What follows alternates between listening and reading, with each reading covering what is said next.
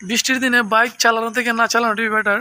দেখুন সাইকেলের কি অবস্থা। একটু আগে গেছিলাম শহরে, আমার সারা সাইকেল কিন্তু একবারে মানে কাদামাটি ভিতরে ঢুকে একদম ময়লা হয়ে গেছে। বিশেষ করে যারা বৃষ্টির দিনে বাইক রাইড করবেন আপনারা অবশ্যই হেলমেট দিয়ে বাইক রাইড করবেন। আর আমার যুক্তি মধ্যে বৃষ্টির দিনে বাইক না চালানোটাই বেটার আমি মনে করি।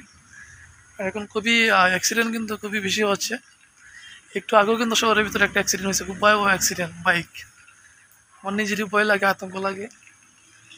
যাই হোক, যারা বাইক রাইড করেন সবাই সাবধানে বাইক রাইড করবেন। আর বিশেষ করে হেলমেট রাখার চেষ্টা করবেন সাথে, ঠিক আছে? তা না হলে অ্যাক্সিডেন্ট হওয়ার সম্ভাবনা খুবই বেশি থেকে যায়। আর এখন অনেকেই দেখলাম যে শহরের ভিতরে বেপরোয়া গতিতে বাইক রাইড করেন। আমার আসলে ভয় করে বেপরোয়া গতিতে বাইক রাইড করা। আর তাদের উদ্দেশ্যে ভিডিওটা, যারা বাইক রাইড করেন খুব সাবধানে রাইড করবেন এবং বৃষ্টির দিনে বাইক রাইড না করাটাই ভালো, আমি বেস্ট মনে করি। সবাই ভালো থাকেন। আল্লাহ হাফেজ।